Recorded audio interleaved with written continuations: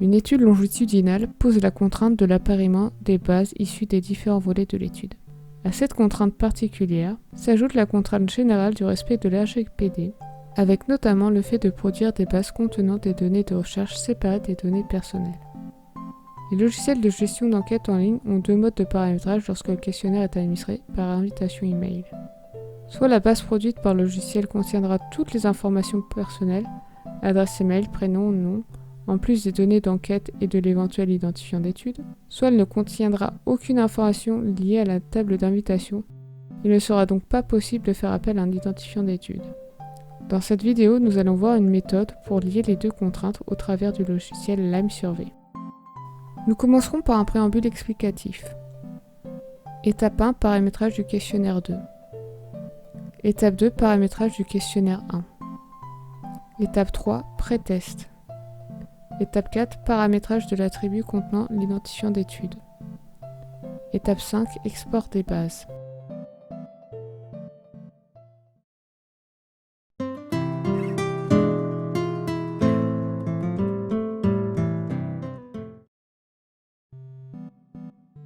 Afin de garantir le respect de la RGPD tout en gardant une traçabilité, vous allez créer 2 questionnaires distincts. Au regard du répondant, à moins qu'il observe attentivement, il ne remarquera pas qu'il a basculé d'un questionnaire à l'autre et aura l'impression de ne répondre qu'à un seul questionnaire. Le premier questionnaire servira pour envoyer des invitations et ne contiendra comme question visible le formulaire de consentement. En effet, la récolte des données ne sera pas anonyme afin de conserver l'identifiant d'étude.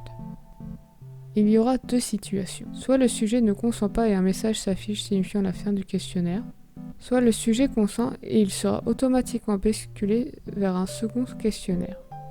Tout l'enjeu de la manœuvre que nous allons voir est de créer une clé d'identification et de la transmettre entre les différents questionnaires afin d'opérer une fusion de table du questionnaire 1, sans les variables personnelles évidemment, et la table du questionnaire 2. Pour le déroulement, cela va peut-être vous paraître illogique, mais nous allons commencer par paramétrer le questionnaire 2 et nous finirons par le questionnaire 1. Avertissement. Pour alléger ce tutoriel qui est assez consistant, je ne montrerai que le paramétrage de l'attribut devant contenir l'identifiant d'étude, ainsi que le résultat final devant apparaître dans les différents questionnaires. Pour la partie concernant l'envoi des invitations, je vous invite à regarder la vidéo dédiée si vous ne maîtrisez pas encore la procédure.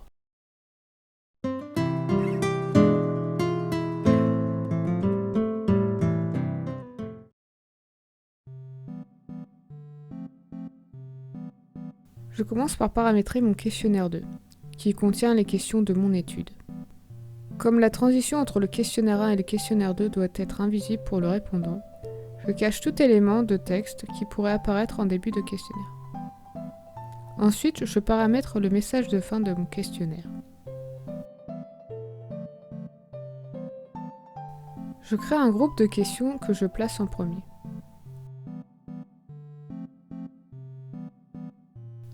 J'y insère une question type zone de texte court nommée ID-Key. Attention, le nom est très important. Vous pouvez en changer, mais assurez-vous qu'à chaque endroit où j'aurai renseigné ID-Key, vous aurez renseigné le même nom à chaque fois. Je cache la question pour les répondants. Je crée un paramètre d'URL que je nomme ID-Key et le lie à ma question précédemment créée.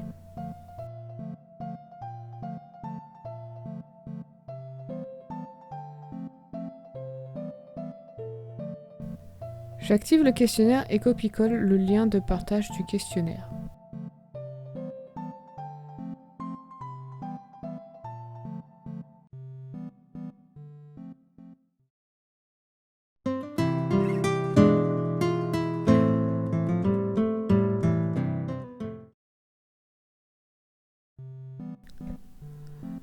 Comme pour le précédent questionnaire, je vais cacher tous les éléments de texte de présentation du questionnaire pour que ne soit visible que le formulaire de consentement.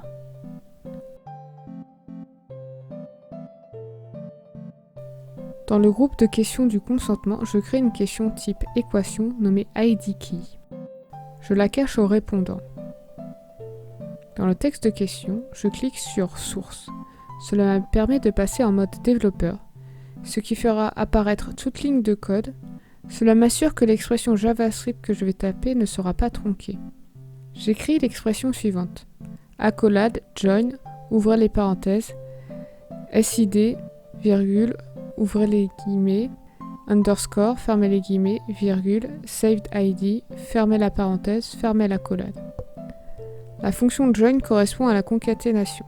L'expression SID à l'identifiant du questionnaire, ce qui me permettra d'identifier à quel volet correspond cette clé d'identification. L'expression saved ID est l'identifiant de réponse créé par Lime Survey. J'en profite pour modifier mon formulaire de consentement pour y faire afficher ID Key dans la rubrique du droit de retrait du consentement. Pour ce faire, j'insère la même expression indiquée dans la question ID Key.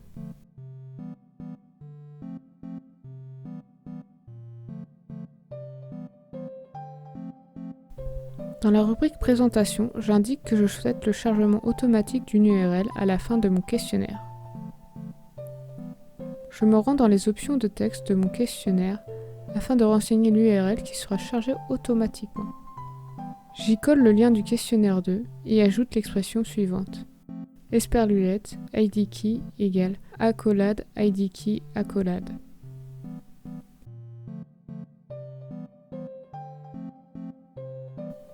J'active le questionnaire 1 en restant en mode ouvert. Lors de l'activation du questionnaire, veillez bien à rester en mode non anonyme, sinon nous ne pourrons pas utiliser les variables de la table d'invitation.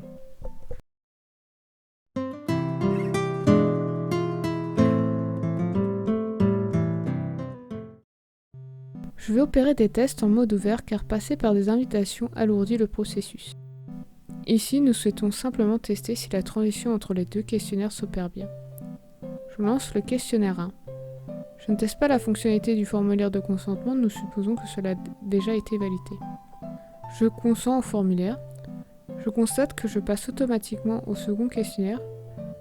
En observant l'URL, je vois un changement, ainsi que la présence de l'expression ID Key égale, puis une suite de caractères. Cela signifie que la clé d'identification a bien été transmise. Lorsque je vérifie les données enregistrées de mes différents questionnaires, le premier questionnaire a bien généré et transmis la clé d'identification au second questionnaire.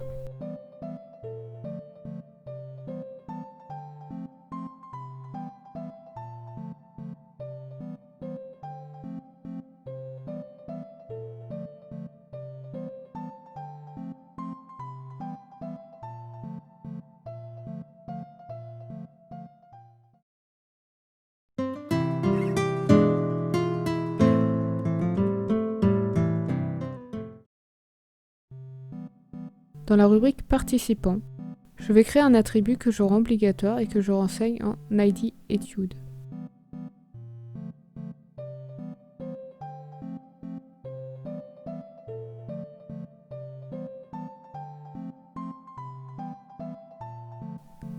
J'importe un fichier de contact test contenant une variable attribute1.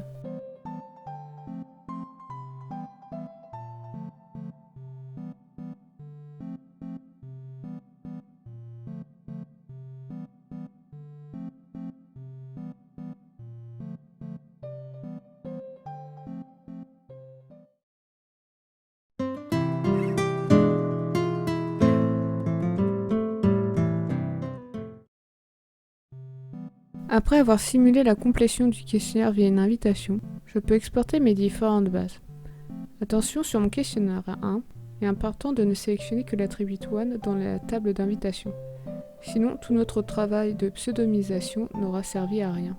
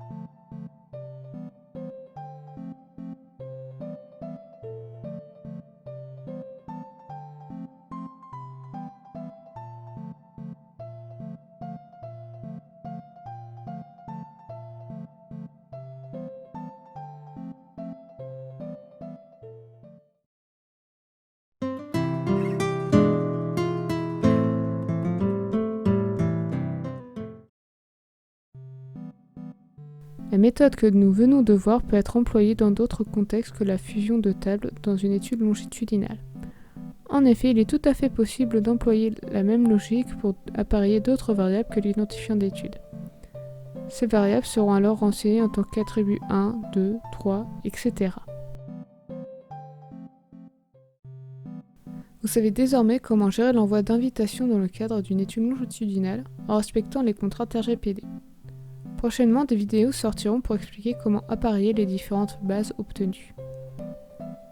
Si d'autres sujets autour de l'AMSURVEY ou de la production et l'analyse de données vous intéressent, n'hésitez pas à me contacter.